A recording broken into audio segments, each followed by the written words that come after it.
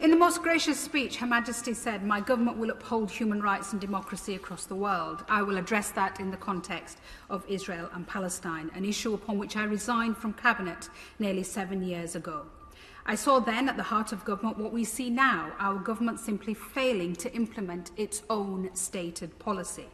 My Lords, we have a policy. We have a policy of a two-state solution, but we do not recognise Palestine as a state. Ministers refuse to even use its name. We have a policy of a peace process, but we have no appetite to initiate or prioritise one. We have a policy that settlement building is illegal and contrary to international law, yet there is no consequence where every year more and more settlers, supported by the Israeli government and diaspora groups, occupy more land in Palestine. We do nothing to deter Israel from expanding settlements, forced evictions and home demolitions. This is ethnic cleansing and is denying the reality of the state of Palestine to even exist. Our policy is that East Jerusalem is an integral part of a future Palestinian state, and yet we do nothing as extremists barge into homes terrorising Palestinian families who've lived there for generations. Our policy is to defend human rights, but no action follows as hundreds of Palestinian children every year are arrested, mistreated and incarcerated. Our policy is supporting international accountability and funding the International Criminal Court, but we oppose the ICC's investigation into war crimes in Palestine. Each time, my Lords, we fail to implement our own policy, we send out the message to an ever-extremist right-wing Israeli government that there will be no cost or consequences for its treatment of the Palestinians. This total impunity is feeding Israel's prolific rise in far-right extremism, leaving a society fighting for its very soul. My Lords, often when we look at periods in history that were so overwhelmingly unjust, so clearly unfair, and where in retrospect we see appalling human rights abuses and cruelty, the way we rationalise the lack of action at the time is by saying we would have done more if only we knew then what we know now. So I want to put on record what we know now, so that there can be no doubt in future generations that we knew. We know about the dispossessions in Sheikh Jarrah, about the chants of death to Arabs in Jerusalem, about the attacks on worshippers in Al-Aqsa, about the attacks outside the Church of the Holy Sepulchre.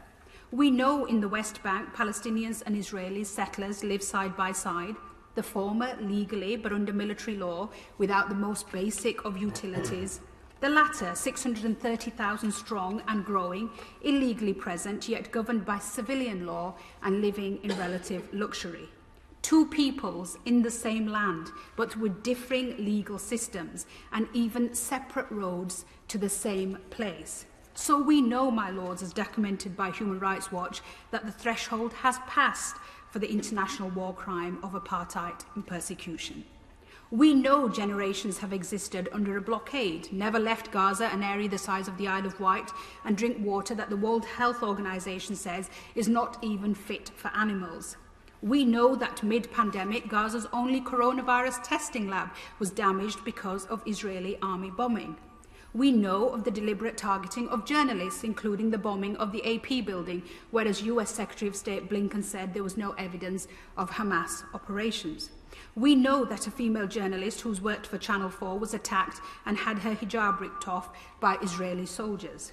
We know, as reported by Mark Stone at Sky News, of entirely unnecessary provocative behaviour by Israeli police and military yesterday at Damascus Gate, with stun grenades thrown at a peaceful group of Palestinians, and Bethlehem, where volleys of tear gas were used.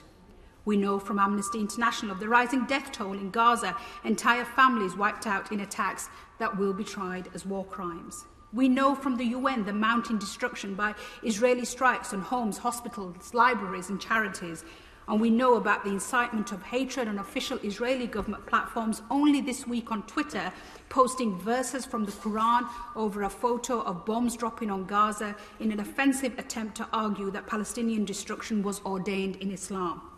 And we know over the past week Israeli soldiers have shot dead 3 more Palestinian children in the West Bank. And we know, my Lords, that there will be zero accountability for this appalling violence.